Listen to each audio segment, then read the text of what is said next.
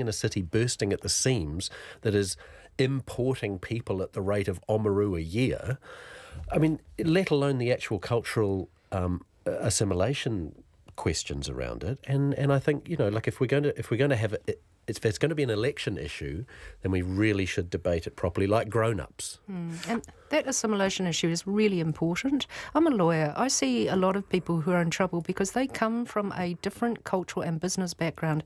Their background has no rule of law in it. So they don't understand that when they come to this country, there are laws and they will be enforced and they are required to comply with them. That's also the anti-no more refugee numbers, thank you, because we can't assimilate them properly. Well, look, refugees, I think, are in a slightly different boat in terms of the justification for having them. These are not voluntary migrants in the sense that we bring them in because they have lots of money or they have lots of skills. This is us opening our compassionate hearts because these people have lost their homes. Indeed. I didn't really mean to introduce a refugee into the... We also have pretty... But those refugee numbers are also important to take into account because, once again, they tend to be visually diverse and they come from very, very distant cultures to Kiwi culture. So, look, at the end of the day, you know, Kiwis, I think, are generally good-hearted, but, you know, they can feel boxed in by all of this change, and we just need to take account of the fact that sometimes people need time to adjust. Despite the different things that the politicians are saying, will it be a bit like the UK when there were denunciations of high-rate immigration, election after election, and you must learn British values and all that sort of thing, and in the end nothing really happened and people just kept coming in because economics dictates that they have to? Or EU arrangements in the case of the UK. You'd have to think that that's a likelihood, although with the parties now actually talking about reducing numbers, I suspect there'll be change at least at a numerical level. But just one more question on this, the broader question of allowing the movement of people, because the Pope has come out and said in black and white, you must prioritise compassion over security. Pope Francis has issued a 20-point action plan to governments.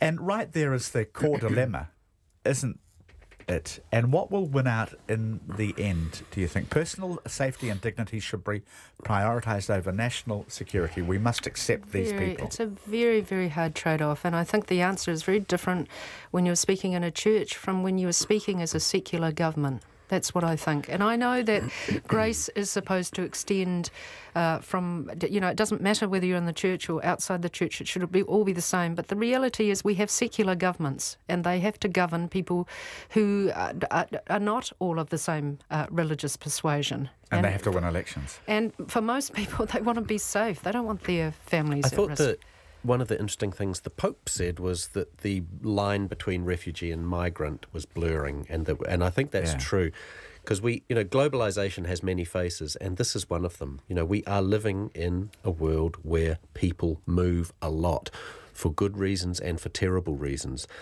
How we manage that, you know, how compassionate we are about that is a huge question. At least he raised the topic. Yeah, he did. And he gave everybody a plan. Yes, but how can you tell the difference between a fifth-generation person who's been here all the time or a new migrant or a refugee? I'll leave him with that question hanging. Yes. May Chen, thank you very much for your company on the panel today. Finlay McDonald, thank you very much for your company. And thanks, everybody, for listening. We're back, as usual, of course, tomorrow. And John Campbell is standing by now with Checkpoint.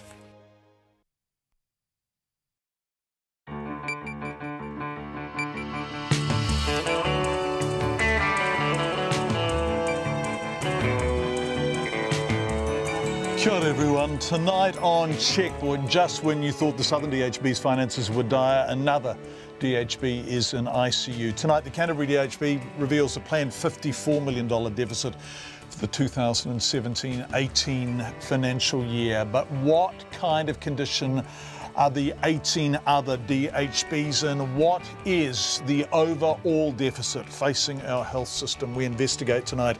The Green Party loses 2 senior staff. Sky TV reveals it's lost nearly 90 subscribers a day over the past year. Christchurch's South Shore residents, sick of constant flooding, call for their council to help more. And the most watched and photographed event of all time, they're saying, that eclipse.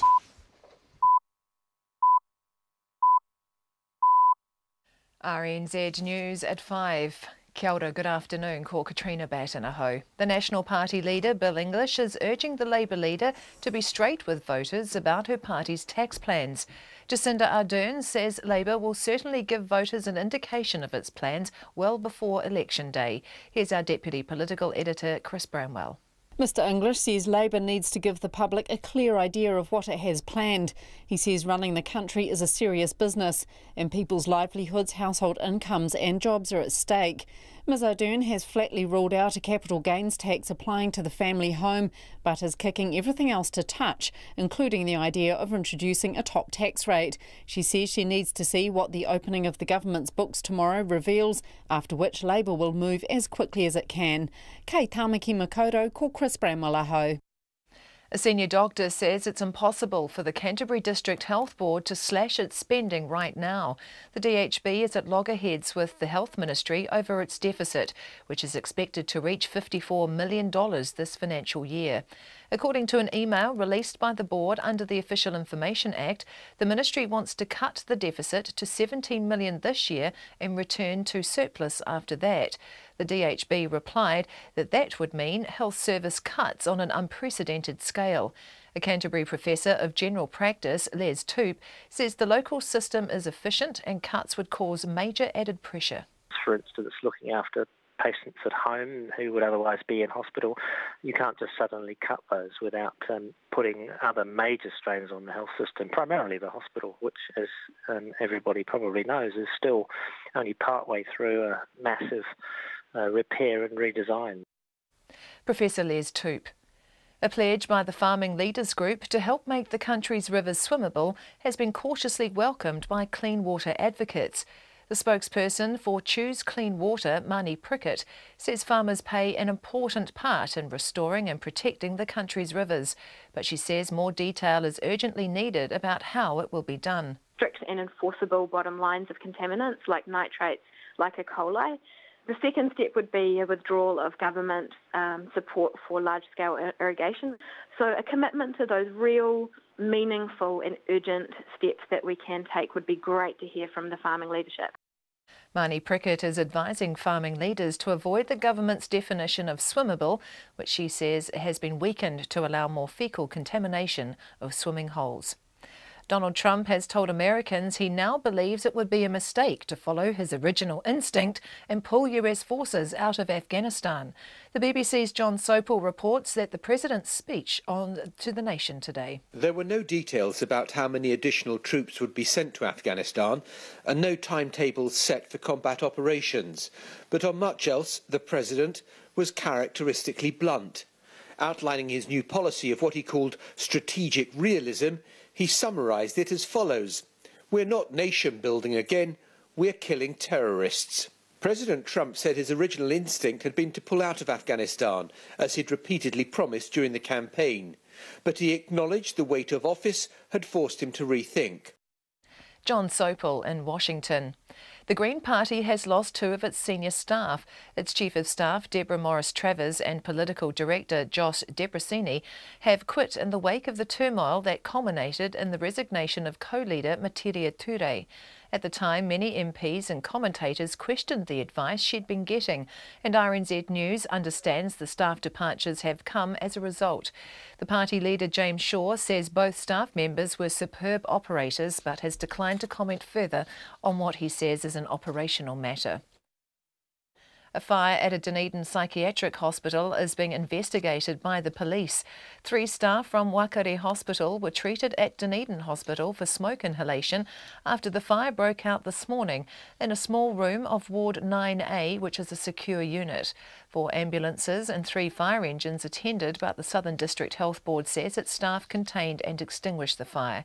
It says the damage is being assessed, but is thought to be minimal. It's 5:04. Sport. The Rugby Championship bosses SANZAAR are reportedly investigating whether medical officials should have done concussion tests on Sonny Bill Williams during last Saturday's test in Sydney. The 32-year-old stumbled badly after making a tackle early in the All Blacks' 54-34 win and was later involved in 2 more collisions. However, he was not checked by the All Blacks medical staff or the independent doctors employed to assess head injuries. News Corp Australia is reporting that SANZAAR has opened an investigation after reviewing footage of the incidents. Meanwhile, Black Ferns coach Glenn Moore is wary of the USA side his team faces tomorrow morning at their Rugby World Cup semi-final in Belfast. The Americans came back strongly against cup holders England to force their way into the tournament's final four, and Moore says the Ferns will need to watch them out wide. It's a big forward pack, and they've got some big athletic players out in the backs, and their back three in particular are very, very quick. And they caused a lot of issue for England a few days ago. Glenn Moore. The Black Ferns take on the USA at 4 tomorrow morning. England play France in the other semi-final later in the morning. American golfers Paula Creamer and Danielle Kang are the latest major winners to confirm their places in next month's New Zealand Women's Open. That's the news. Lights. Absolutely incredible. Look at the phones trying to take pictures of this thing.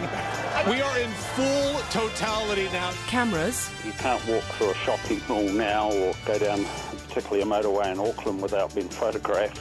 Action. The voters always have the final say, but the suggestion that I should have somehow put my head on a block for them to chop it off, I think is foolish rather than selfish. That's Rat, Guyan Espiner and Susie Ferguson. Morning Report, weekdays from 6. Then on 9 to noon, what a landmark genomic study on anorexia nervosa is revealing, including links to diabetes and autoimmune disorders. And after 10, LA Times food critic Jonathan Gold on mapping the cuisine and cultural diversity of the city.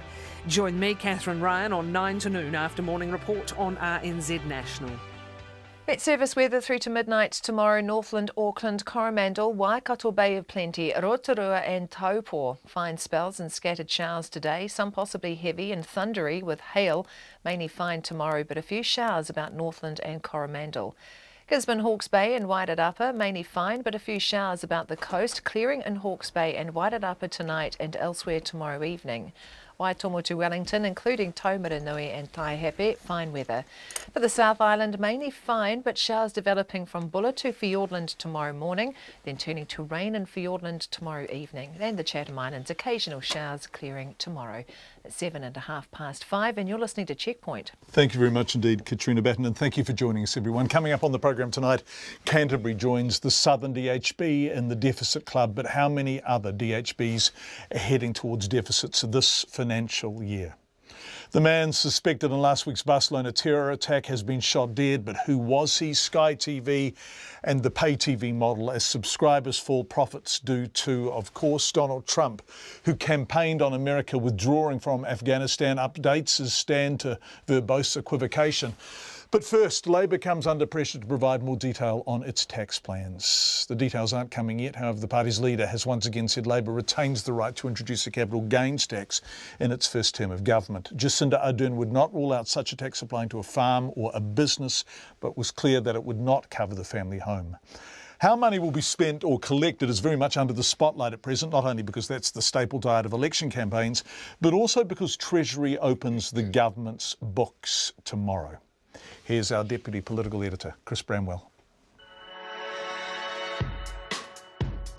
Now's the time we've been Labour's leader Jacinda Ardern launched her party's new ad campaign in Auckland today, the result of some long nights for the ad agency involved, given the tight turnaround. An opportunity to build a better, fairer future for New Zealand. But the questions for Ms Ardern after the launch were mostly tax-related. She has taken a different position from the former leader Andrew Little on whether her party would introduce a capital gains tax after the election. Mr Little wanted to take any recommendations out of a tax working group to the electorate at 2020, but not so Jacinda Ardern. What I'm making clear is I want the ability to act on those recommendations when we're in government. So I will be using that prerogative because I expect New Zealanders will want me to show leadership on that issue. Jacinda Ardern has flatly ruled out a capital gains tax applying to the family home, but is kicking everything else to touch. Beyond that, we actually don't know if a working group would even recommend going down the track of a capital gains tax, so I don't want to predetermine or prejudge what they might recommend. Asked whether Labor would introduce a top tax rate for very high income earners, Jacinda Ardern says her party needs to wait until it knows how the government's books look when they're opened tomorrow. I do want to take a bit of time to look at the proof once it comes out tomorrow. We'll move as quickly as we can, but certainly we'll be giving an indication of voters for our direction of travel well before election day. This national measurement system is going to the councils in It was standard campaign trail fare for the National Party leader Bill English today as he and his entourage donned the high vis and visited pack houses in Pukekohe and Katikati. And keeping with the pack house theme, Mr English announced a repackaged policy to expand New Zealand's trade access. He also told media Jacinda Ardern needs to give the public a clear idea of what Labour has planned. This is a serious business. There's an election in 5 weeks' time.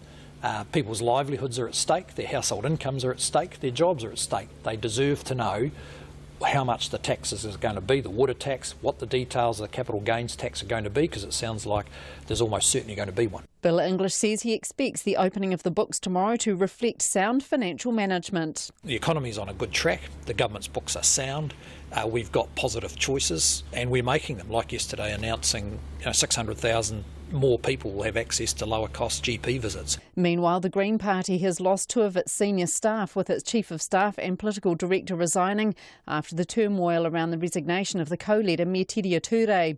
At the time, many MPs and commentators questioned the advice Mrs Ture was receiving, and RNZ understands the staff departures have come as a result. Kei Tāmaki Makaurau mō te hōtaka o te ahiahi nei, ko Chris Bramalaho. We invited James Shaw onto the programme tonight, but he declined our invitation to be interviewed. 5:11. Doctors say there is no way the hard-pressed Canterbury District Health Board can save money without slashing services.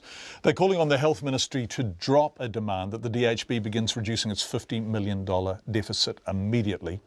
Documents reveal the DHB has warned officials patient services will be cut on an unprecedented scale if it has to trim spending now. Our health correspondent Karen Brown reports.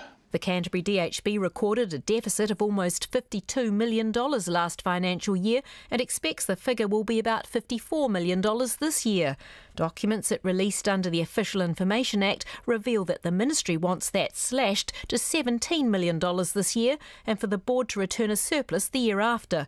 That led the DHB to complain in July that savings on that scale would require it to make significant service cuts of unprecedented scale. The head of the Association of Salaried Medical Specialists, Ian Powell, says pressures are already extreme in the Canterbury health system and the Ministry's got to drop its demands. Unfortunately, the Ministry is looking at this through a narrow lens. They're not seeing the wider context. We are already, in our view, from what I pick up from specialists in Christchurch, seeing pressures on the ability to provide safe, accessible services already. And if the Ministry pushes too hard, that situation will further deteriorate. The DHB says the major Christchurch hospital rebuild, the Kaikoura quakes, the cost of doctors' strikes and the region's rising population rule out it being able to make savings. It wouldn't be interviewed but is in discussions with the Ministry. The Ministry also wouldn't be interviewed, but said the DHB has received an extra $331 million over the past 8 years. The Ministry added that it and the Treasury are willing to help, but the board must move towards a financially sustainable future. This will require Canterbury District Health Board to find savings within its $1.4 billion budget. Other DHBs have shown they can do this without cutting frontline services.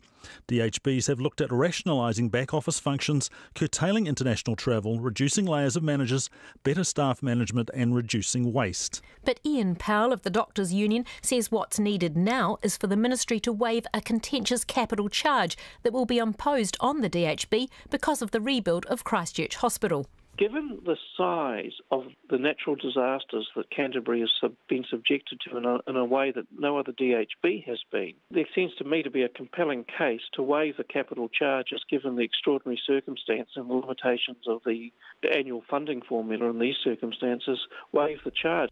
That's backed by a Canterbury Professor of General Practice, Les Toop, who says the DHB is already more efficient than most other health boards and can't be expected to make savings now. If you are investing in new services to save money elsewhere, if you cut them, then in short order you'll just put unbearable strains in other parts of the system and stop meeting government targets and further upsetting the workforce. It's a very difficult place to work inside a hospital that's being rebuilt and repaired at the same time. He adds the capital charge, 6% on the net value of the new hospital, for Canterbury is like being kicked while you're down.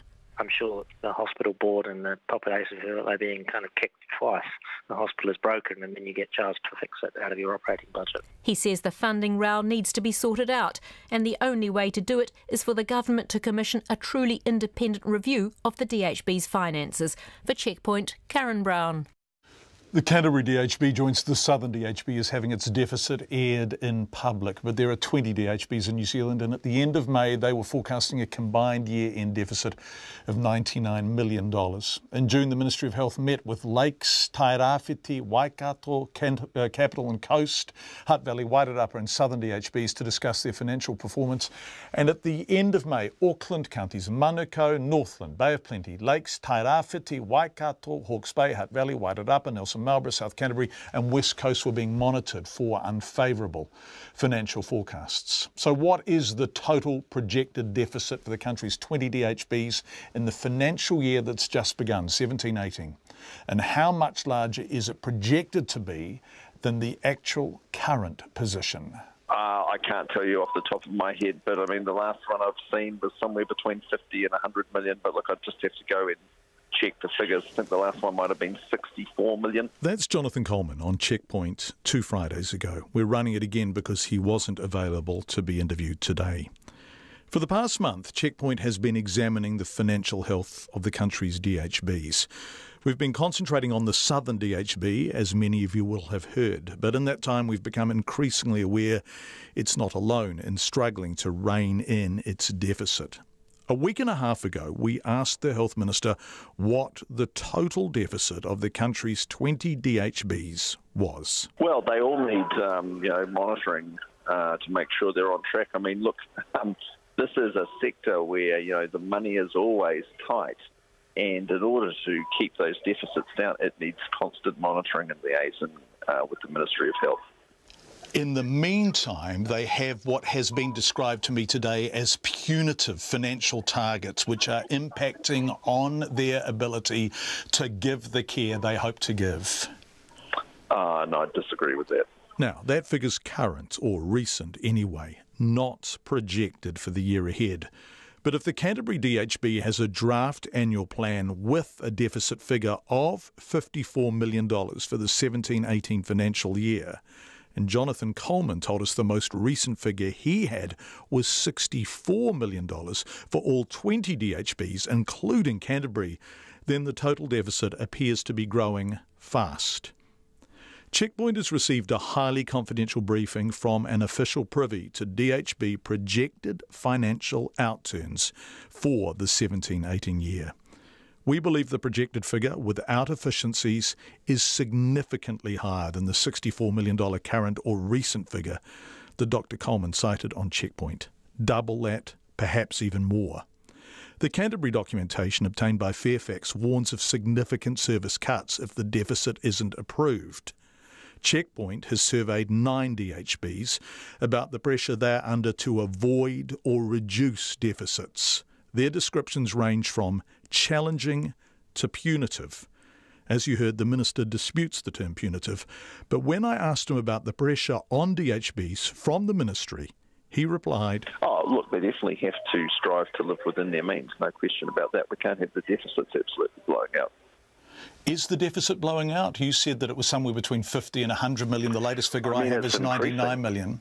It's increasing, but it's not near the level of what it was at the end of 2008, where it was 150 million. But look, without continued discipline, those things can get out of hand. Treasury tells us how the country's DHBs have approached the 17-18 financial year.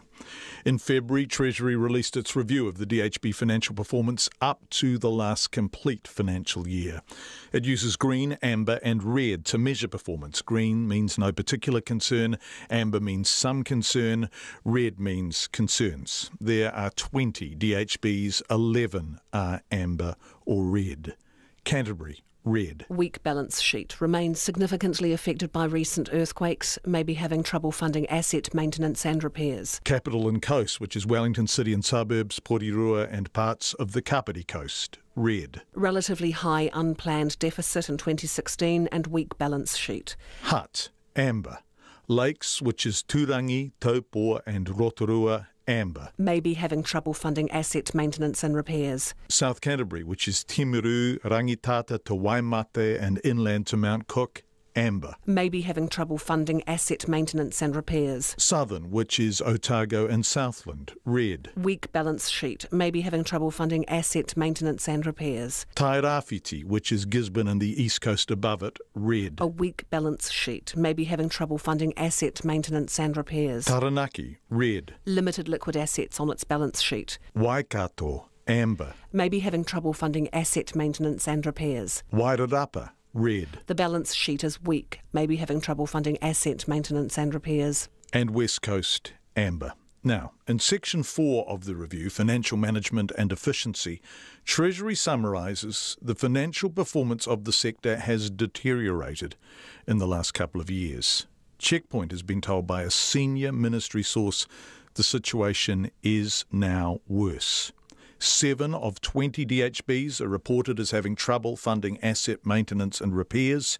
Checkpoint has been told, again by a senior source in the ministry, that efficiencies are being achieved through deferred maintenance and there is a growing backup of CapEx that's required. But look, the background to that, though, John, is $888 million injected into the sector this year, biggest rise in 11 years. So more money is going in, but there's no question more money always helps. Yes, indeed. So do answers, and today there haven't been many of them. Neither the minister nor the ministry were available to be interviewed. In fact, the ministry hasn't agreed to an interview once during this entire process, spanning well over 3 weeks now. But Checkpoint has been told they've received draft annual plans for the 17-18 financial year from almost all DHBs. 2 or 3 are submitting late. None have yet been approved, and their projected deficits combine to a substantially higher figure than the current ballpark, as discussed with the Minister on the 11th. Oh, look, there's no question financial pressure is increasing, but the deficits are still well below the level we inherited from the last government when deficits were about $150 million a year. They're still considerably less than that. They're less than $100 million. So what is the latest deficit figure you have if it's less than $100 million? I can't tell you off the top of my head, but I mean, the last one I've seen was somewhere between 50 and 100 million, but look, I just have to go and check the figures. I think the last one might have been 64 million. I have the most recent one that you've been sent, as far as I'm aware, as at 31st of May 2013. The sector's forecasting a year-end deficit result of $99 million. Oh, that's the forecast as opposed to the current position.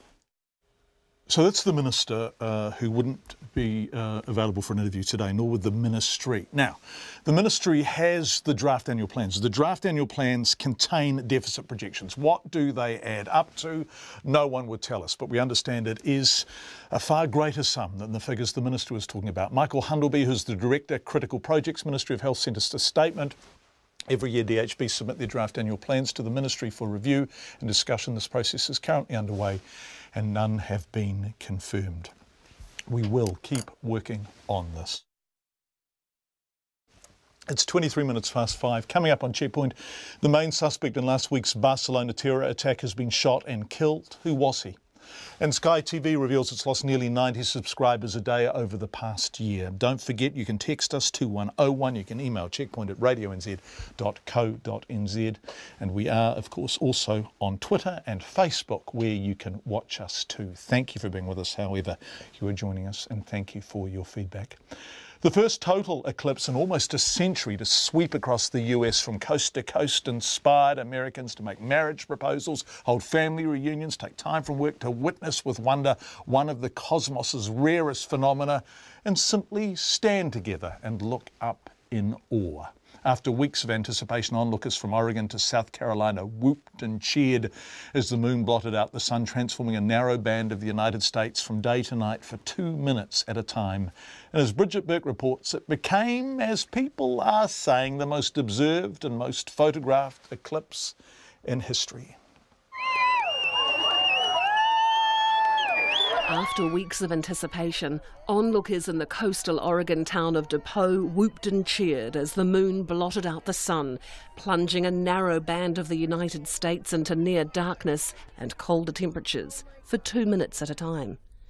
Donning protective glasses, with cameras and telescopes at the ready, they sat on picnic blankets and brought beach chairs to witness the historic celestial event. I found it absolutely fabulous, and I'm elated with the experience. It just kind of tickled you and all over. It was wonderful, wonderful. And I wish I could do it again, but I won't ever see something like that ever again. So I'm really glad that I took the day off of work so that I could experience this.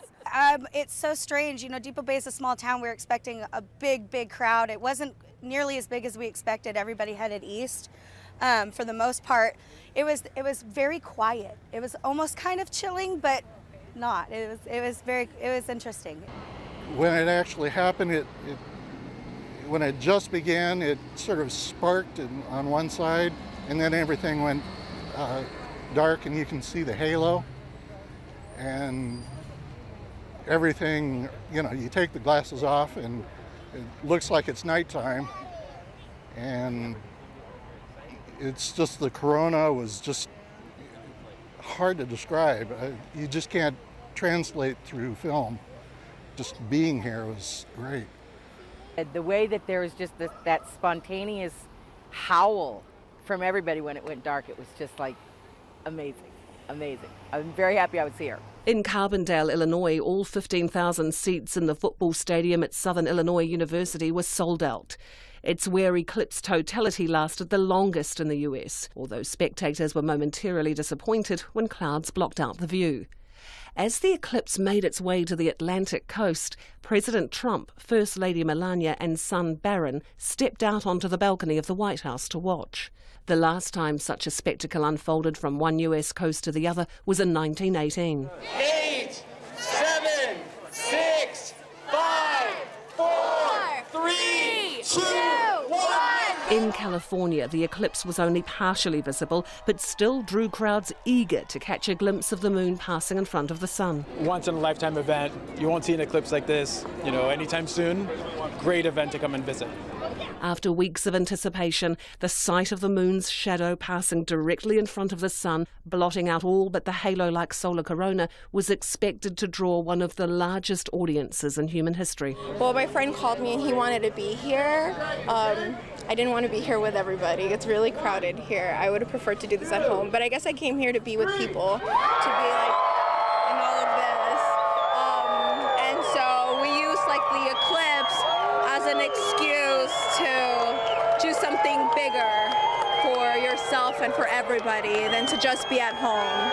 A special Alaskan Airlines solar eclipse flight flew 1,800 kilometres from Portland, Oregon to intercept totality across the Pacific Ocean. 1 minute from mid-ecliptic, 1 minute from mid-ecliptic. It's the final countdown. Dun, dun, dun, dun. Totality. There it is. We've seen 5 before this on land in various parts of the world, and it's different by air than it is by land. It's an amazing sight either way, and we were very fortunate to have the opportunity to do this. 12 million Americans live along the eclipse route, and many millions of others watched around the world via television and social media, making it likely to break records for the most watched event in history. For Checkpoint, Bridget Burke. Live shots, of course, on CNN and the BBC, which you get through Sky if you can afford it. Sky TV lost nearly 90 subscribers a day over the past year and posted a 21% drop in net profits. But as CEO says, traditional linear TV viewing is still king. The drop in profits and customers is a result of a worldwide trend of on-demand services like Netflix, pulling people away from pay TV in droves. It's being seen everywhere there is on-demand TV. Zach Fleming has more. Sky TV's annual net profit has fallen from $171 million to $116 million in 2 years. Nearly 34,000 people cancelled their subscriptions last year, more than 90 a day. Speaking to people in the street, one reason shines through. We didn't watch it enough, to be honest, for the amount that we're paying. We really only had it for the rugby and that. So now we go to the pub and watch it. Overwhelmingly, at least in Auckland's Victoria Park at lunchtime today, people who still have Sky only keep it for the sport. It's expensive, but I want to watch the English Premier League, so I need to have it in order to watch that, you see. If you could watch the EPL just by on its own and not have to pay for all the other channels, would you do that? I would, yeah. I'm starting to consume more Netflixes and Lightboxes and stuff, and if it wasn't for the sport, I'd probably get rid of it, and the convenience. So it's convenient that the My Sky kind of tape in it and stuff, but yeah, it's kind of... So if you could get the sport on its own and not have to pay for all the other channels, you'd probably do that? It would be another reason for me to get rid of it, yeah. The cost is, yeah, the justification of that $120 a month or whatever it is getting quite hard to justify it. We're not planning immediately to get rid of it, mainly because of the sport, and my husband really likes the English Premier League. You need a viable alternative, and I don't think there's anything as straightforward as Sky, I guess, for sport particularly. What I was going to say, you have it mainly for sport. Yeah. Sky's online sport-only offering, Fan Pass, is $100 a month. Satellite Sky plus Sport is $80 a month, $20 cheaper than Fan Pass. If you're prepared to go over the internet, we have all sorts of options for you, and it's much cheaper for us to deliver those products. That's Sky CEO John Follett today saying it costs less to watch via the internet, but Sky charges more. I asked him why.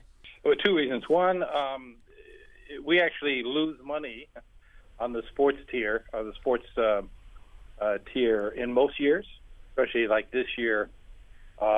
With the Olympics and America's Cup and things like the Lions Tour, we actually don't generate as much revenue from the sports tier as we do the costs and the production.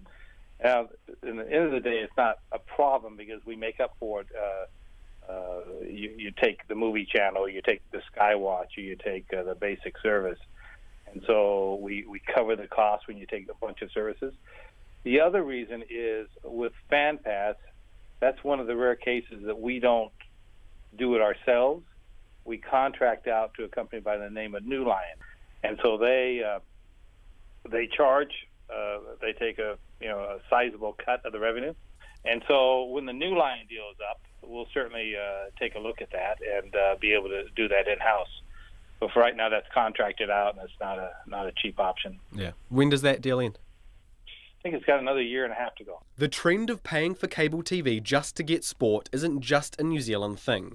In the US, more than 2 million Americans will cancel their cable TV subscription this year, ditching traditional linear television for on-demand streaming. In response, in the last fortnight alone, US cable conglomerate Turner, along with ESPN, which is owned by Disney, both announced they'll introduce online sports streaming.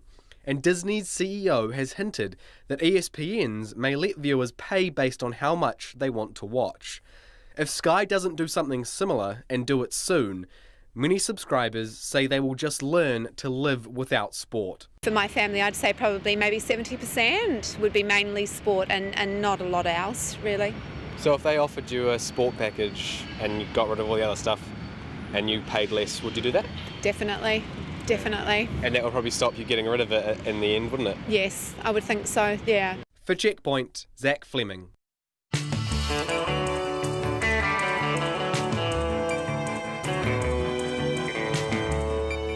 It's 26.5 to 6. Thank you for being with us on Checkpoint. Coming up on the programme, Christchurch's South Shore residents sick of constant flooding say the council is leaving their suburb at the mercy of the Pacific Ocean. President Trump warns a hasty US withdrawal from Afghanistan, which he campaigned on, will leave a vacuum for terrorists to fill. And Giles has the latest in business, but before all of that, Katrina Batten with the headlines. The National Party leader Bill English says Labor needs to give the public a clear idea of what taxes it plans. He says running the country is a serious business and people's livelihoods, household incomes and jobs are at stake. Jacinda Ardern says Labor will certainly give voters an indication of its plans well before Election Day. She's flatly ruled out a capital gains tax applying to the family home, but is kicking everything else into touch, including a top tax rate. A senior doctor says it's impossible for the Canterbury DHB to slash its spending right now. The board is at loggerheads with the Health Ministry over its deficit, which is expected to reach $54 million this financial year. A Canterbury professor of general practice, Les Toop, says the local system is efficient and cuts would cause major added pressure. A pledge by the Farming Leaders Group to help make the country's rivers swimmable has been cautiously welcomed by clean water advocates. But the spokesperson for Choose Clean Water, Marnie Prickett, says more detail is urgently needed about how it will be done.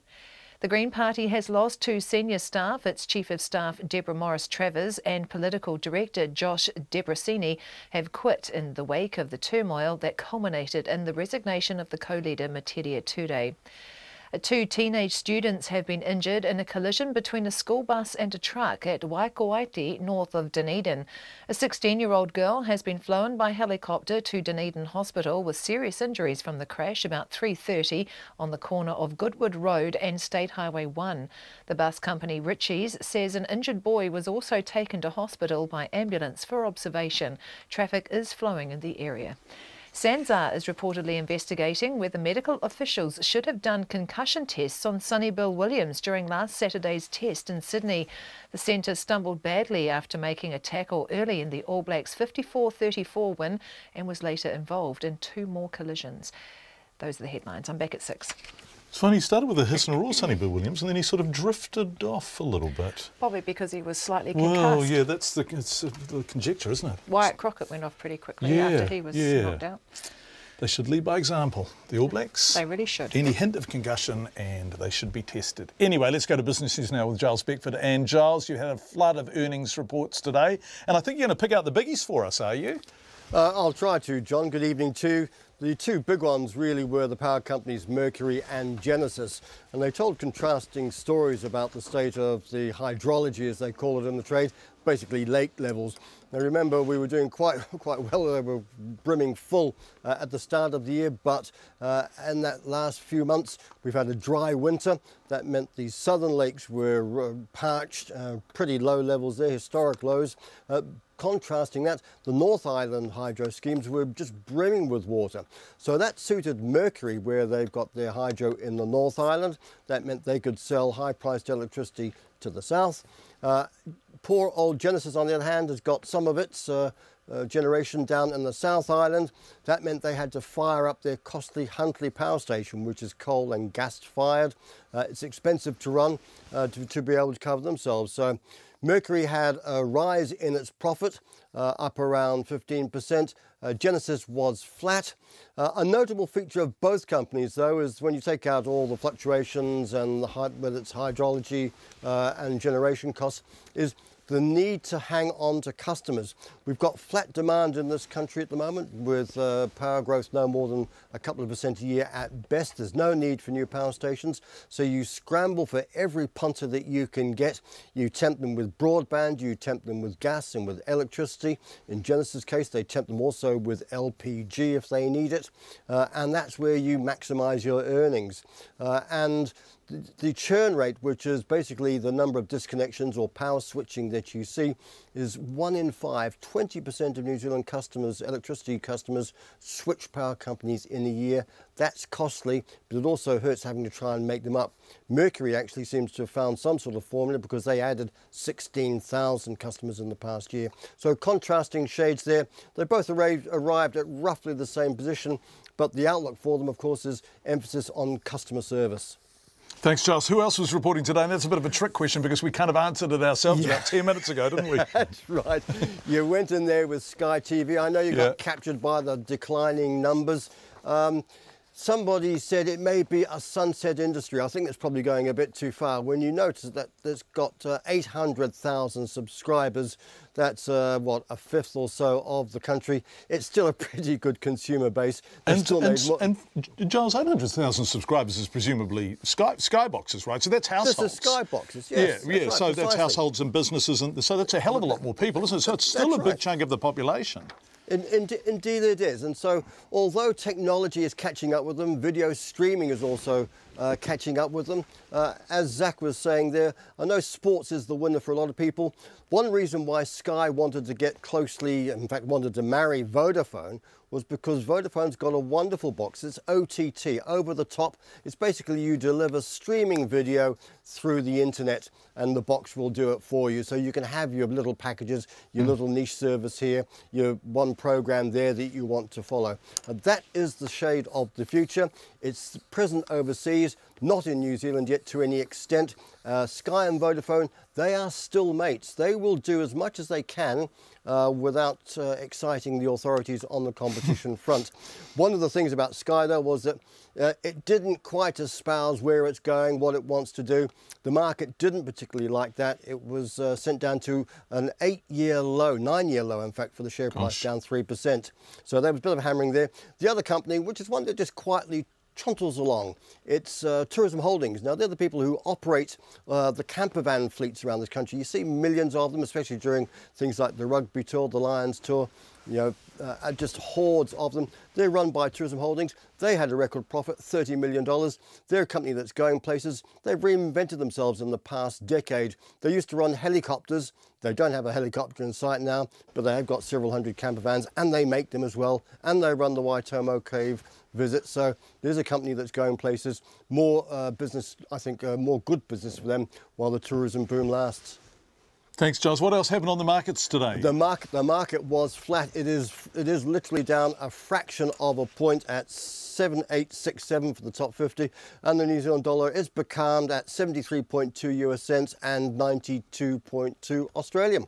Giles Beckford, our business editor, thank you. Let's head to Spain. The main suspect in last week's Barcelona terror attack has been shot and killed after a 5-day manhunt. Yunus Abu Yaqub was cornered in a village in the west of the city. He's believed to have driven the van which plowed into crowds along Barcelona's popular Las Ramblas last Friday, killing 13 people. In fact, 14, I think the death toll is now. The BBC's Tom Burridge has this report from the little town where the police operation took place. A normally tranquil part of Catalonian countryside this afternoon swarmed with armed police. In the sky, officers checking for accomplices. But hunted for days, Yunus Abu Yaqub died out here on his own. Just before 5 o'clock in the afternoon, the Catalan police has shot dead Yunus Abu Yaqub, driver of the van and direct perpetrator of the attack in Barcelona on Thursday, causing the death of 14 people. It all happened up in the hills above Barcelona. It's shocking for a terrorist to be in the village. Joaquim Pedrola told us everyone knows each other here. Locals say Abu Yaqub was spotted by a woman this morning who tipped off police. He apparently then ran off into a field. In the space of nearly 4 days, Yunus Abu Yaqub had travelled right out into the countryside here, tens of kilometres away from Barcelona. When confronted by police, he revealed he was wearing what appeared to be a suicide belt.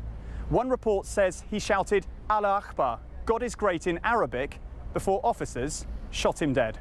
Earlier today, the manhunt moved up a gear. CCTV released of Abu Yaqub's movements after he drove a van indiscriminately down Las Ramblas. New images of a man motivated to kill as many as he could. Video filmed by a local woman shows the car he stole after Las Ramblas attack. The owner was stabbed to death. They got out of their cars with all the guns, all the secretas, lots of police suddenly right in seconds. The police believe that Yunus Abu Yaqub was part of a larger network, which they have now dismantled. 5 suspected members were shot dead when they tried to carry out an attack last Thursday in the town of Cambrils. 4 more have been arrested. The authorities are hoping to gain valuable information from them. And 2 were killed in an explosion in the town of Alcanar. They include Abdul Bakir Sati, an imam and the network's suspected ringleader. He left a mosque in Brussels last year after being reported for his radical teaching. It was in the sleepy town of Ripoll that El Sati preached, where it's believed he filled young minds with perverse ideology and hate. Among them, Yunus Abu Yaqub. His murderous mission ended here. Born in Morocco, at 22, he became a killer in Spain. That report from the BBC's Tom Burridge. Let's head from Spain to Christchurch, where South Shore residents are sick of constant flooding and say the Christchurch City Council is leaving the suburb at the mercy of the Pacific Ocean. Now, the coastal suburb is regularly flooded during storms, and that's due in part to the neighbouring estuary having risen during the Christchurch earthquake. Several South Shore groups voiced their frustrations to the local community board last night with the hope of getting authorities more involved. A response is required, they say. Logan Church headed out to the seaside suburb to see how bad the situation is. Sam Hawkins' family runs the South New Brighton motor camp on the edge of the Avon Heathcote estuary. In May, the Christchurch City Council announced it was passing the management of the camp to Sam and his wife Jackie, with a council spokesperson saying the council had responded to the community's wishes and celebrations were in order. But Hawkins says they neglected to tell him that the area was prone to flooding. So we had one that we were a good 2 foot under around our roadways. You couldn't see the road anymore, which is our main concern, to pump that out so people could safely get through. And then the water ingress through the back of the camp, sort of from where we're standing back through, was starting to flood through there, and if that kept going would have just encroached the whole way through the camp. South Shore sits on a narrow strip of land, bordered on one side by the Avon Heathcote estuary, which is where the city's 2 main rivers flow into, and the Pacific Ocean. The council declined to be interviewed, but said in a statement that it's investigating flood protection options. It has also been carrying out works along parts of the estuary to provide better flood protection, including workers putting in emergency stop banks during recent storms. But Mr Hawkins says that has actually made flooding worse. It's either side of the camp making us an entry point for a funnel, basically. And if the erosion happens and they naturalise these banks like they want to, we're below the level of the banks, so we basically become underwater and the camp disappears. Part of the problem is a council-installed stormwater outlet, which Mr Hawkins says is constantly blocked by sand and debris. During a storm, this backs up, forcing water up through the camp's drains. One of the camp's permanent residents, Vesta Boswell, says she has come outside her camper van after heavy rain to find she is completely surrounded by water. She says the City Council needs to come up with a solution, and fast. They've done absolutely nothing along the bank, which I think is just, it's not okay. They're busy looking at other areas and they're just leaving this be, and yet they let a business continue and they're not having any support for it. Next door, the South New Brighton Tennis Club also suffers from extreme flooding. Its president, Mark Condon, says the entire tennis club is regularly underwater. He says the council is leaving the area at the mercy of the Pacific Ocean. We're not an island, we live in a city with many other people. But what we are disappointed in is the fact that we feel neglected. And not only that, we feel let down and fobbed off. The South New Brighton Residents Association is proposing to build a seawall along the estuary at a cost of $37 million. Mr Condon says the council has invested in hard edge flood protection in other areas, but has done little to help South Shore. Either clean this whole area out of residents, buildings, everything, and let it go to be a natural wetland. Or, if you let people live here, at least make them safe. And to hold what you've got and what you need a hard shoulder on the estuary. A report which considers flood protection options for South Shore is due to be provided to the council on Thursday. For Checkpoint, Logan Church.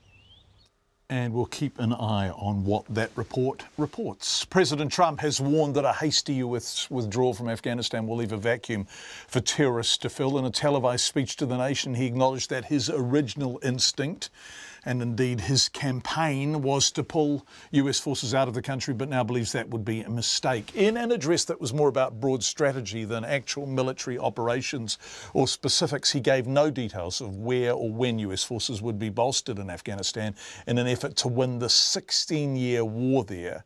But he did say that the US will now prioritise its own security interests and will no longer try to rebuild other countries in its own image. CNN's Emily Schmidt reports. We are not nation building again. We are killing terrorists. In his most significant national security speech to date, President Donald Trump sought to define why his presidential plan for U.S. involvement in Afghanistan differed from his calls as candidate to leave the country. My original instinct was to pull out, and historically, I like following my instincts. But all my life, I've heard that decisions are much different when you sit behind the desk in the Oval Office. Trump laid out goals for U.S. involvement, but was short on details about troops and timing, echoing a consistent theme from his campaign appearances. We will not talk about numbers of troops or our plans for further military activities. America's enemies must never know our plans or believe they can wait us out. The president used the example of the armed forces as a guide for national unity and healing, just days after his contradictory and divisive comments about white nationalist violence following bloodshed in Charlottesville, Virginia. We cannot remain a force for peace in the world if we are not at peace with each other. President Trump says he finalized his decision on Afghanistan last week. He did not say when policy changes could begin. Emily Schmidt in Arlington, Virginia, and the US Defense Secretary Jim Mattis says he's comfortable with Mr. Trump's strategy.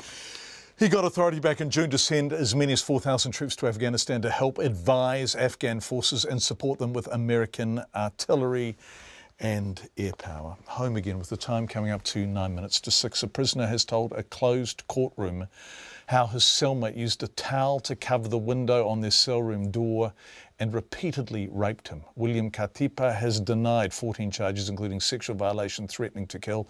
Today, the Crown called their first witness in the trial at the High Court in Auckland. Just a warning, I don't even think that you need it from the intro, but some of the details of this case may be upsetting, including how a towel is allowed to remain in a doorway. I know that's not going to be discussed, Edward Gay, but Edward has the harrowing professional task of sitting through this stuff. You were inside the locked courtroom to hear the evidence, Eddie. Tough stuff, I suspect. Yeah, it was. The witness told police what happened inside the cell that he shared with Katipa, and his recorded DVD interview with police was played in court today. He said initially he thought Katipa was a good person, that he played the guitar, he taught te reo Māori, he taught the kapahaka class as well. But on the first night they were locked up together, Katipa forced him to have sex, and the rapes continued for a week. And Katipa made it known to him that he was in prison for life. He was serving a sentence of preventive detention at the time.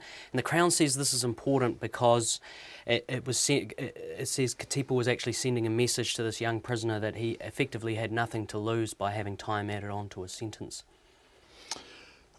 He also threatened the younger man with a knife. That's being alleged anyway, is it? That's right. That's what this young prisoner said. He said that it was a plastic knife. It was part of the normal issuing of cutlery to prisoners, except Katipa had actually sharpened this one up, as well as covering the window with this towel. The witness said Katipa also covered the emergency button inside the cell with tape and cling film, and he said he'd also unplugged this phone that is inside cells as well, so he had no way to call for help. He later used photographs of the cell to identify marks on the intercom that he said showed where the tape had actually been stuck down. He said that he described how he'd lost all his rights. He lost his pride and dignity after this experience, and he later told the court that he actually even thought of ending his own life, but he said that would have been pointless because Katipa would have offended against someone else. How did he get out of this situation, Eddie? Well, he said that Katipa also taught te reo Māori in a neighbouring unit on a Friday, and he said that he waited until this Friday, until Katipa was in this neighbouring unit, and then he approached his supervisor. Initially, he told the supervisor that he described Katipa as controlling and that their personalities didn't fit together, and that he wanted to move. And he did move, but it was only later that he was actually encouraged by another prisoner to come forward and talk to police. Trial ongoing? That's right, yeah, it's set down for 3 weeks, three further weeks. Right, Edward Gay, who sits through all of this stuff. Thank you very much indeed, Eddie. Right, we're going to move on now. Wireless journalist Max Toll has been touring the country talking to young Kiwis about what matters to them most ahead of the election. He's been filing for the Wireless RNZ's excellent website aimed at a younger audience than traditionally consume RNZ. He's also been filing for Morning Report, but in the latest instalment for political series Beyond the Beehive, Max talks to Thames, or the people of Thames, where he's chatted with young people about what life is like growing up in the town and what jobs and opportunities would keep them there. No one can stop them now. Ain't no use, nobody can stop them now. We're in Thames today. Thames is an ageing town with an ageing population. When we spoke to a few National Party candidates in Auckland yesterday and asked them why young people should vote for them, the answer that kept coming up was jobs. This country is growing jobs like never before. Now, we just passed the A&G Price factory. A&G Price has operated in this town for almost 150 years, and last month the engineering company went into liquidation. 100 jobs gone. Now, we're not in Thames today to ask overtly political questions like who are you going to vote for, which political candidates do you like, have you developed a severe case of Jacinda mania. Simply, we're going to ask young people, what's it like growing up in Thames, and what jobs and opportunities are going to keep you around? Yeah, it's not so bad. Yeah, it's very relaxed here. It's just like it's nice and quiet, and it's good, man. It's a good vibe. Eh? Great for family, great young kid environment as well. What sort of opportunities do you reckon there are for young people around here? I don't know. When I was young, I was used to working at a fruit shop. Our grandparents had a fruit shop here, but then got into cooking as well. So I, used to just do like dish hand work, and then slowly got into cooking after school. Mostly usually things like pack and save, fast food places, like mostly retail, to be honest. And yeah, well, especially in Thames, it's mostly retail. There is a lot of opportunities around. You just got to search and dig for it. Not too much in Thames in general. You've got to look for it, and you've got to be willing to learn, be willing to actually get out of your comfort zone and do a job, not just stand there. You've got to be prepared to work. What are your plans? Stick around in Thames? For a while, I'll probably look around the area trying to find like different jobs like building and stuff. But yeah. And yourself? I've been taking jobs all over the place. Most likely I'll try and find something here if I can. I got out as soon as I could because to me there wasn't really much growth ever going to happen here. It's a good, homely, stable place. But as a young person, no, I don't think that there's much opportunity. I mean, there's a lot of work. So it's funny, it's a funny town, man. It goes up and down. Sometimes it's quiet and there's not much around, and then other times, but I don't know. I'm happy here, man.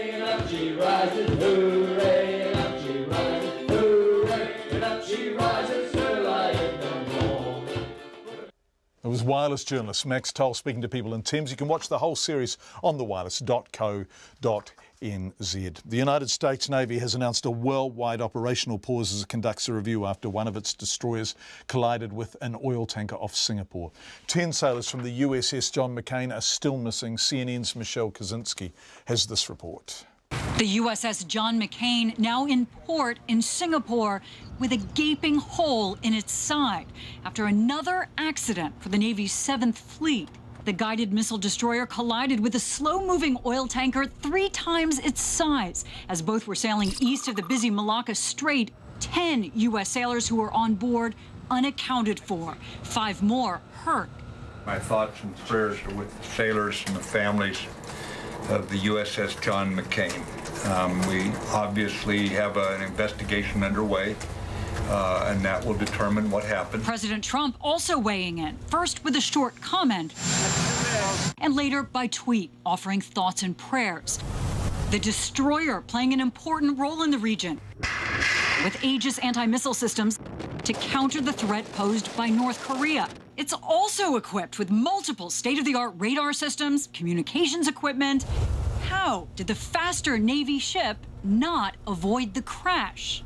I was devastated and broken to hear about the collision. The Chief of Naval Operations today ordering a broader inquiry into the recent accidents and an operational pause of at least 1 day on every U.S. Navy ship to be done over the next few weeks, a chance to review all safety and training procedures. When you've got a pattern here, you got to find out if there's something systemic going on, if there's something in training, if there's something in the way that watches are being stood and the way that these ships are being operated, because it's getting too many to just be a coincidence. It was just in June the McCain's sister vessel, the USS Fitzgerald, collided with a container ship off Japan. 7 sailors died.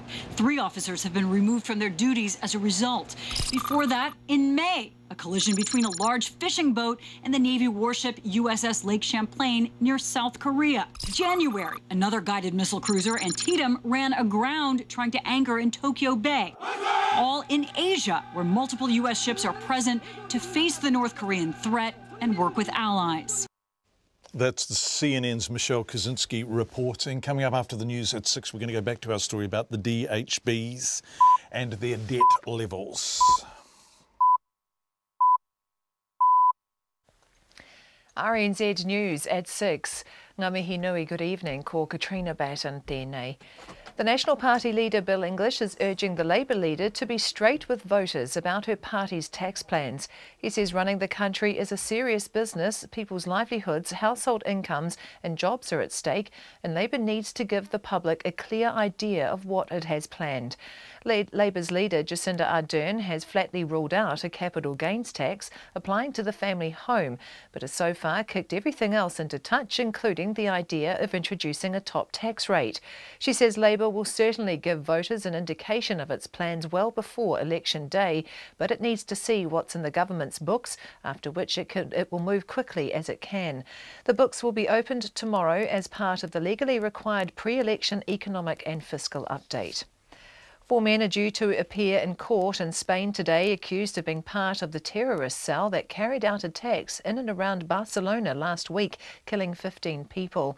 The other 8 members of the cell are dead. Several died in an explosion at their hideout and bomb factory, while the others were shot dead by the police. The BBC's Tom Burridge reports. Among those expected in court is Mohamed Houlichem Lal. Police say he was badly injured in the explosion last Wednesday at the alleged bomb factory in the town of Alcanar. Spanish prosecutors believe that explosion forced the group of radicalised young men to change their plan and led to the more rudimentary attacks on Thursday on Barcelona's Ramblas and on Friday morning in the coastal resort of Cambrils. Also facing charges is Driss Oukabir, whose passport was found inside the rented van driven by Younis Abu Yaqub down Las Ramblas. Tom Burridge in Barcelona. The United States Navy has announced a worldwide operational pause as it tries to find out why one of its destroyers collided with an oil tanker off Singapore. 10 sailors from the John S. McCain are still missing. The Chief of Naval Operations, Admiral John Richardson, says there'll be a full review of safety and training procedures. This is the second collision in 3 months and the last in a series of incidents in the Pacific Theater. This trend demands more forceful action. As such, I've directed an operational pause be taken in all of our fleets around the world. John Richardson. In June, the McCain sister ship, the Fitzgerald, collided with the Philippines container ship off the coast of Japan, and 7 American sailors died. 2 students have been injured in a collision between a school bus and a truck at Waikawaiti, north of Dunedin. A 16-year-old girl from East Otago High School has been flown by helicopter to Dunedin Hospital with serious injuries from the crash, which happened about 3:30 this afternoon on the corner of Goodwood Road and State Highway 1. The bus company Ritchie's says an injured boy was also taken to hospital for observation. Principal of East Otago High, Lennox Sharp, says the girl's back and neck were injured when the truck clipped the back of the bus, which was carrying about 10 students from his school and Palmerston Primary. He says the boy, a 7-year-old, was taken to hospital after complaining of feeling sick. A prisoner has told a closed courtroom how his cellmate covered the emergency button in their cell and raped him repeatedly for a week. 50-year-old William Katipa has denied 14 charges related to sexual offending against 3 of his cellmates.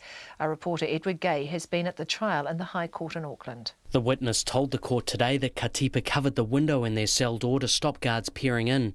He said Katipa also used tape and cling film over the emergency button and intercom to stop him calling for help.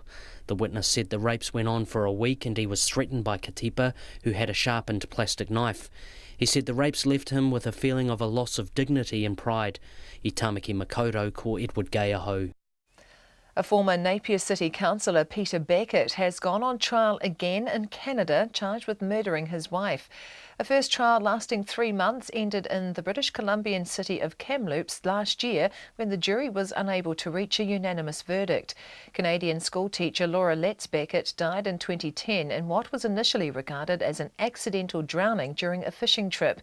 Mr Beckett was arrested and charged with murder 12 months later and has been in custody ever since. He was later charged with plotting to kill 5 trial witnesses, including his dead wife's parents and a Royal Canadian Mounted Police sergeant. Mr Beckett grew up in Hastings and served a single 3-year term on the Napier Council after his election in 1998. It's 6:05. To sport, and New Zealand women's rugby coach Glenn Moore says field position will be vital in their World Cup semi-final against the USA in Belfast tomorrow morning. He says the Black Ferns need to contain the strong running American team and get the ball behind the opposition, worked well in their last game against Canada. We did a bit more kicking than what we typically do, and that controlled the territory around the park, and it put Canada under a lot of pressure. So, we were pleased with that, and it's a part of the game we're trying to grow.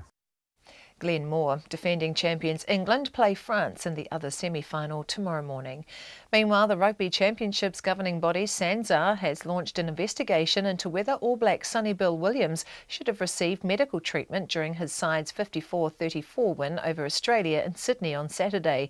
The 32-year-old was involved in a heavy tackle early in the match, but was not checked by the All Blacks medical staff or the independent doctor employed to assess head injuries. Wayne Rooney has shown his top-flight football career is far from over by scoring his 200th English Premier League goal in Everton's 1-1 draw with Manchester City. His first half goal looked to have earned Everton a surprise away win, but City got one back in the final 10 minutes. Rooney is just the second player to score 200 Premier League goals. Alan Shearer was the first. That's the news. Tonight on Nights, the author Elizabeth Kostova on her love of Bulgaria and her fascination with the Dracula legend. I thought that was Romania. The former Prime Minister Jim Bolger is in conversation with Ngātuhoi Kaumatua Tamati Kruger, and our mathematician Dylan Mayhew crunches the numbers, or at least explains how the Field Prize winner Mariam Mazakani crunched hers on Nights with me, Brian Crump, from afternoon news at 7 on RNZ National. Met Service weather through to midnight tomorrow. Northland, Auckland, Coromandel, Waikato Bay of Plenty, Rotorua and Taupo. Fine spells and scattered showers today, some possibly heavy and thundery with hail. Mainly fine tomorrow, but a few showers about Northland and Coromandel. Gisborne, Hawke's Bay and Wairarapa, mainly fine, but a few showers about the coast. Clearing in Hawke's Bay and Wairarapa tonight and elsewhere tomorrow evening. Waitomo to Wellington, including Taumaranui and Taihape, fine. The South Island mainly fine, but showers developing from Bulla to Fiordland tomorrow morning, then turning to rain in Fiordland tomorrow evening. The Chatham Islands, occasional showers clearing tomorrow. It's 6:05, and you're listening to Checkpoint. Thank you very much indeed, Katrina Batten, and thank you everyone for being with us. The headline election pledge from Auckland's Mayor Phil Goff has turned, are we going to this next? Or we got David Clark, we're going to this next, turned into a preference, with his promised cap on rate rises now dependent on the generosity of the government. And if you're wondering what I was talking about, we are going to go back to the subject of DHBs. and their deficit, both individual and collective, after this. But Mr Goff's opening pitch as his council begins to ponder its 10-year budget talks of rate rises between his promised 2.5% and 3.5%, with priority now being to invest in transport infrastructure and the environment. In other words, how much more Auckland is going to pay. The Mayor says he also made clear while running for office last year that a modest rate rise was part of a combination that needed to include funding sources like regional fuel tax, which the government has yet to agree to. Mr Goff told our Auckland correspondent Todd Niall the government wants him to look at all fundraising ideas, but selling strategic assets is non, and property such as the council headquarters a maybe. If there was a business case that we were better off leasing this building rather than owning it, I'd contemplate that. The two areas that I spelt out specifically that were off the table, as far as I was concerned as a mayoral candidate, one was shares in the Auckland International Airport Limited, the other was water care. Now, actually, if you look at the dividend return that we're getting from the airport, the dividend return that we're getting from the port, between the two, it's probably close to $100 million a year in revenue. Why would you sell something that was a good producer of revenue that enables you to leverage off that revenue in terms of raising capital for infrastructure? Water care, you know, we are looking at major changes in water care. We're looking at water care working more closely in a more integrated way with council and with our stormwater division. I don't think it makes sense to sell that. The government would probably like those things to be on the table. I've said that from my perspective as the mayor, they are not. Some councillors would disagree with me on that, and they'll raise their opinions on that and maybe press that case. That is something that I undertook in terms of my vote on council not to support. Would you expect to get any of those big answers from the government in time to lock in this long-term plan? Yeah, the election's something of an inconvenience for us in that regard. We're not going to get, now that we're into the election campaign, we're not going to get any of the really hard decisions made by government. It's probably not even appropriate for them to make those hard decisions prior to the election. But I would hope that in any incoming government that a top priority will be tackling some of those big questions like what share of that $5.9 billion of funding deficit for the Auckland Transport Alignment Project, what share of that will fall to council, what share of that will be met by government. They are indeed big questions. The Mayor of Auckland, Phil Goff, talking to our Auckland correspondent Todd Niall. As discussions on the 10-year budget go out to public consultation next February with decisions in June of next year. Very little happens fast in Auckland. The Canterbury DHB is at loggerheads with the Health Ministry over its deficit, which is expected to reach $54 million this financial year, 17-18. According to an email released by the board under the Official Information Act, the Ministry wants it to slash the deficit to $17 million this year and to return to a surplus after that. The DHB has replied that would mean health services cut on a, quote, unprecedented scale. Now, we've been looking at DHBs and their deficits, Southern, of course, at length, but right across the board for some weeks now. The Health Minister, Jonathan Coleman, who has spoken to us on 2 previous occasions, wasn't available. The Health Ministry, which hasn't spoken to us at all throughout our coverage on air, wasn't available to talk to Checkpoint this evening. Labour's health spokesperson David Clark is available now and joins us on the phone. Are you there, Dr Clark? Yeah, good evening, John. Nice to talk to you. What's going on? What do you assess? Can we start in Canterbury first, the DHB, the projected deficit of $54 million this financial year, 17-18. What's going on here? Well, I'm deeply concerned about the situation. I think most New Zealanders would agree that everybody deserves affordable access to quality health care. And I think there's a real risk of that being compromised. We're in quite a serious place when they are threatening service cuts because they don't think they've got the budget to deliver the services that are needed. And, you know, when you get nearly 2 months into the financial year and we've got no DHB with an approved annual plan, and that means no budget in place for billion-dollar businesses in many cases, 2 months into the financial year, this is quite a serious situation. And with Canterbury, we know in particular that it's dealing with a bunch of issues that other places aren't. They've got Princess Margaret with stranded assets and a real concern around the services that are able to be delivered on that site. They've got depreciation to handle on new buildings, and they've never been reimbursed properly for the Kaikoura earthquake. response. And on top of that, of course, they've got this ongoing mental health issue where they are funded below the national average. So they're trying to cut the cloth, but we know they're one of the most efficient DHBs in the country. How do we know that? So who defines efficiency? Because obviously the Treasury says that they are doing a good job, that the issue is not financial management, and the DHB itself has said, well, come and tell us where we can make these savings. And the Ministry of Health and the Minister have refused to engage and to say where those savings can be made. I think, they've opened the books and said, come and tell us how to do this better. We're open to any suggestions you might have. And the Ministry of Health and DHB are willing to take pot shots and try and paint them as mismanaging the finances in some kind of way, but will not budge on having a conversation about how to do it better. How do you get it right? Because every time we talk to Jonathan Coleman, he says, look, I've increased vote health, and there is a finite resource because this is taxpayer money. The DHB says, if you force us to come in under this figure, we will cut services in an unprecedented way. Now, that is very difficult for any government to respond to. How do you get the balancing act right so that the taxpayer and the government are getting value for money, and the people who fall within the Canterbury DHB's area are getting the health services they need? Yeah, well, absolutely. I mean, one of the big issues here is just underfunding generally. If you put $1 more into the health system every year, you are putting more money in than has ever gone in before. But the funding that the government's putting in simply is not keeping up with demands of a growing population that is also ageing. It has more complex needs. And so that's borne out in the fact that you have to be much more disabled before you can access hip surgery or knee surgery than you used to, or cataract surgery. We've got people going blind with preventable eye illnesses because they're on waiting lists. You've canvassed a lot of this, John.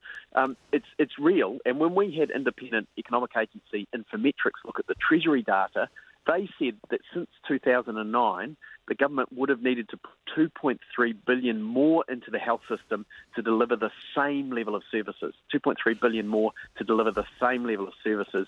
And that's because if you've got that ageing population with more complex needs, if you want to have the same thresholds of care, if you want to make it the same level of care for a cancer scan or a hip surgery or a knee surgery, you actually have to put more money in each year, and not just in terms of inflation, but in dealing with that demographic and the growing population.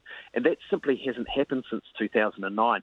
And so you've got this situation where the health services that used to be delivered in New Zealand are no longer being delivered. Okay. And these DHBs are saying we can't cut this much further. No, the DHBs are indeed saying that. Their annual plans are in, as far as we know, although I understand 2 or 3 DHBs have had an extension of time. They actually haven't got formal annual plans in yet. They haven't been approved. Yeah, well, no annual plans have been approved. And the problem with approving them is that you have to approve a deficit, right? If the DHB has come to the ministry and said, here's our annual plan and it contains a deficit, the ministry may not want to approve the deficit. It's our understanding, we've been working really hard on this, that there are a substantial number of deficits contained in the annual plans that are before the ministry now. Have you any idea what the total overall deficit of the country's 20 DHBs is projected to be in the 17-18 financial year? I don't know the answer to that question. I know it's growing, and I know that the DHBs are very unhappy with the situation. Let's not forget that they wouldn't be in the position of doing this negotiation now if they hadn't mucked up around the budget and got the numbers wrong in terms of the DHB's funding for the coming year. So the DHBs were put in a position 2 weeks before the financial year started of having to come up with whole new budgets for the year ahead. They've been put on the back foot right from the start. It actually happened last year that the annual planning process was pushed back and was happening in the current financial year. It's getting worse each year, and the minister at some stage has to take accountability. He's the person up front who has to deal with the health system and is answerable to New Zealanders for the fact they're not getting the health care that they used to get. Right, you're the opposition spokesperson, you're the Labour spokesperson. If you became minister, what would you do differently? Well, for starters, John, I think we have to say up front, we do plan on putting more money into the health sector. How much more? How much more? $8 billion more over the next 4 years than National has pledged to put in. And we're saying that the priority for us is healthcare and education. We won't be offering the tax cuts that National is offering in election year. And we've been very upfront about that. We're the only party in Parliament. And where would you see that money being most effectively and meaningfully spent? Well, I think, one of the other, and this is a much longer conversation, but one of the other things that needs to happen is that there does need to be some reform in the health sector. There hasn't been serious change since Annette King's time in terms of the way we arrange the country's health and in terms of the ways in which it was delivered. So we do need to do some structural change, because I think when we're spending that much more money, we want to make sure it's spent really wisely and not just pouring more money into a system where we can't see any measurable improvement. Of course, we need to make sure that primary care is properly funded. The government's made an announcement on this week, and that's a small step. Look for more from us in the coming period to explain how we want to make sure that primary care is adequately supported, because that's where it starts. If you don't support primary care, you get people presenting at emergency departments and clogging them up, as we've seen over the past year, because they have to wait till they get sicker because they can't afford to go to the GP, and then they can go to the emergency department for free. And if we don't support primary care, we get more problems further down the system. We need to clear the backlog of elective surgery. When we wait for people to become more disabled before we deal with them in surgery terms, they get more complex illnesses, and we actually have then more costs to deal with in the system. There's a bunch of things that need to be sorted out, but the overall system also needs to be looked at, in my view. That's David Clark, who is the health spokesperson for Labor, joining us live. We would love to have talked to the Minister, and he has been on Checkpoint twice as we've been covering these issues, but he wasn't available to join us today. The Ministry of Health has not been on Checkpoint at all, not once during this entire period, and we are talking about annual plans that have gone before them, and we are talking about deficits that they now know about. How big are they? Both individually per DHB and collectively across the entire health system. They were not available to appear on Checkpoint tonight. Across the Tasman, government MPs are now openly concerned the citizenship saga gripping Canberra is damaging the Turnbull government. And as one by one the citizenship queries mount up, MPs fear the beneficiary of all the uncertainties. Opposition leader Bill Shorten, in true Aussie political style, some in the coalition have decided it's the right time to turn the citizenship blowtorch on him. The ABC's Stephanie Dalziel reports. The opposition leader Bill Shorten is standing firm against Liberal demands for him to prove he's not a dual citizen. Just because a Liberal makes an accusation doesn't mean the rest of us have got to put our hands up and start searching through the filing cabinets. The accusation is that Bill Shorten is a British citizen. He claims he renounced his UK citizenship in 2006, but the coalition wants to see proof. On the ABC's Q&A program, host Tony Jones repeatedly asked Bill Shorten if he'd release his citizenship paperwork. Let's just confirm this. You're not going to release the documents, is that right? I know what I am, and the point is we have a screening process. No, but just... I've been clear 4 times. So that's a no, you're not going to release the documents? Well, what is the case to release it? Fresh questions about the eligibility of different MPs or senators are emerging almost every day. Liberal backbencher Craig Kelly believes there's a solution to the chaos and is backing the Greens' push for an audit of the citizenship status of every politician. It's a bold move, given his own party has rejected the idea. The reality is where there's a bit of confusion around in the media about what's actually happening with the High Court decision. It reflects in the government's polling. So it's in our best interest to clear this issue up as quickly as we possibly can. The Greens leader, Richard Di Natale, is urging other Liberals to back the audit. It's very clear that there are individuals who privately support an audit, and now we've heard some of those people step forward and publicly support what the Greens have been saying since this whole mess started. But what we need to do is see more of them express their views, and hopefully the Prime Minister will see reason. The Constitution prevents anyone with dual citizenship from holding office, and there are now 7 MPs and senators who have been referred to the High Court to see whether they can remain in Parliament. A preliminary hearing is scheduled for Thursday, but the Attorney-General, George Brandis, believes there won't be an outcome until October.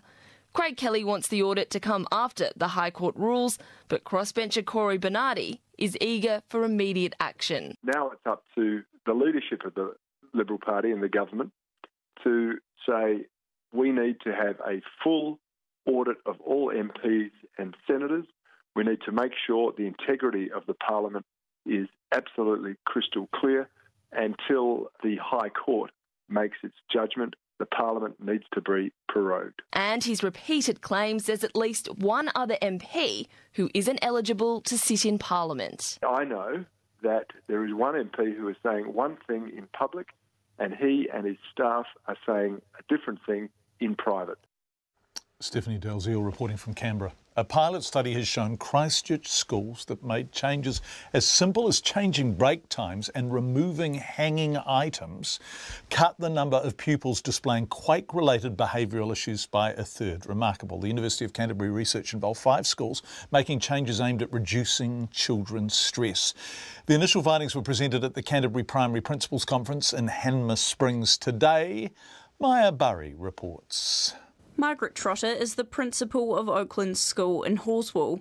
The president of the Canterbury Primary Principals Association says since the 2011 quake, children in Christchurch have been struggling in a number of ways.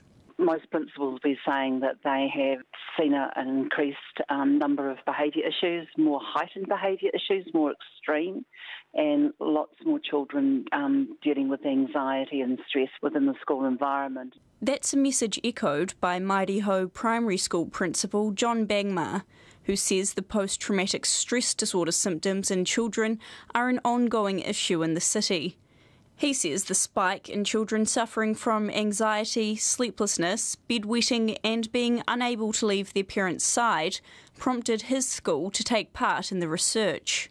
That was sort of the cohort of children that were coming in, and so we thought, well, we're happy to be part of this process just to help identify what's going on and what can we do that would make a difference, because we can't change what's going on for these children at home, but we can change what we do within our school to support them and help them. Canterbury University Associate Professor of Health Science, Kathleen Liberty, is leading the pilot study, which started in 2015.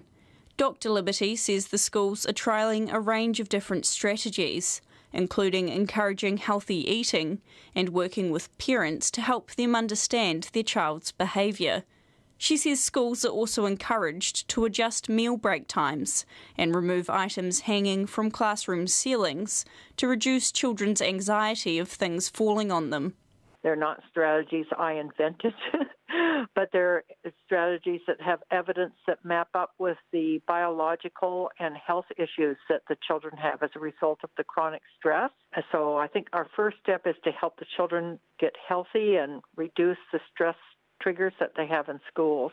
Kathleen Liberty says data gathered during the first year of the study found there had been significant improvements in children's behaviour. She says other schools have now expressed interest in adopting the strategies. The strategies produced a remarkable change in these schools. Around 30% of the children had gone from having a few behaviour problems down to 0. So that was a 30% increase in children having no behaviour problems. Back at Maireho Primary School, John Campbell agrees the new approach is making a difference. They are far more peaceful and calm than maybe they are at home. Because of the environment that we're actually setting up for them. So we do believe it's making a difference. Whilst we may not have necessarily the hard and fast data on it, we do know that the prevalence of significant behaviours are not as great in our school, and we think that this is part of what's happening. But Mr Campbell says while the strategies are part of the solution, schools need more government funding and access to mental health support to make a real difference. In Christchurch for Checkpoint, Maya Burry. Let's head back to Australia, where Denmark's Crown Prince Frederik has been temporarily refused entry to a Brisbane bar after arriving without sufficient ID. The future king is, of course, married to Australian Mary Donaldson, nowadays Mary Crown Princess of Denmark, but that's as maybe for the Liquor Licensing Department of Brisbane. Recent changes to licensing laws require venues open past midnight in Queensland's safe night precincts to scan the identification of any patrons entering after 10 p.m, no exceptions. The owner of the Jade Buddha Bar, Phil Hogan, says the new rules are proving a bit of a nightmare for business owners. Prince Frederik, he's the tip of the iceberg. For every prince that gets knocked back, there's a million normal people. We're dealing with this all the time, every night of the week, you know, when we're trading like that. We're dealing with it all the time with just normal people, but they're not Prince Frederik, so they don't get written up in the paper. You know, they could be there with friends having dinner. They walk outside to go and do something, talk to a friend on a phone. If it's after 10 o'clock, they've got to get in the queue and they've got to have ID or they can't get back in. But anyone, we had Bill Shorten turn up just after 10 the week before the laws were introduced, about 5 minutes past 10. And we said to the Attorney General's office at the time, we sent a note saying, you know, if those laws are in place now, we would have had to stop Mr Shorten at the door and scan him for ID. I said it to them in writing, as every licensee in the city has been up in arms about it ever since they introduced it. Our view of the world is it makes Brisbane look like Mogadishu. And it's all well and good for people to say, oh, they should have just let him in. But they're not the ones, you know, the other side of it is these guys, you know, the authorities have sort of threatened us to the nth degree, saying if you break this law, this is what's going to happen to you and you cannot deviate. And it's Phil Hogan from the Jade Buddha Bar in Brisbane, who did just say it makes Brisbane look like Mogadishu. Go, Phil. It's 28 minutes past 6. Lots of feedback on our coverage of the DHB. Shouldn't we have a health system more concerned with healthy patients than healthy balance sheets? A shortfall in funding is a clear signal that hospitals are under-resourced for assigned tasks, says Graham. Wayne from Christchurch says, hi John, please keep up the fantastic investigative journalism into our DHBs. Thanks, Wayne. Having worked for a number of years in DHBs and now thankfully in the private sector, it astounds me the Ministry of Health will not front. Perhaps they need to be reminded of their positions as public servants and the duty they have to the public. Yes, we're not having any success getting anyone from the Ministry of Health to front and talk about deficits, budgets and the overall financial position of the country's 20 DHBs, a large number of whom are now being monitored for their financial performance. I'm a senior doctor in a large DHB. Demand growth is far greater than funding growth. Abolish the district health boards and create a national hospital service like the police or the new fire and emergency service. This would eliminate duplication and make the responsibility unambiguous. Thank you for your feedback. We are going to keep working on this and we are going to try and find out before the election the extent of the deficit that the DHBs, the country's 20 DHBs, are facing before the end of this financial year, projecting for the end of this 2017-18 financial year. We do think that information is material and should be in the public domain. Thank you for joining us on Checkpoint. On behalf of our really excellent and hard-working team, we hope to see you again tomorrow night at 5.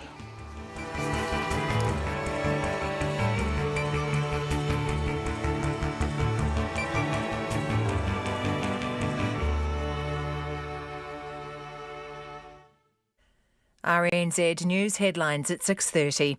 The National Party leader, Bill English, is urging the Labour leader, Jacinda Ardern, to be straight with voters about her party's tax plans. A senior doctor says it's impossible for the deficit-plagued Canterbury DHB to slash its spending right now. 4 men are due to appear in court in Spain, accused of being part of the terrorist cell that carried out attacks in and around Barcelona.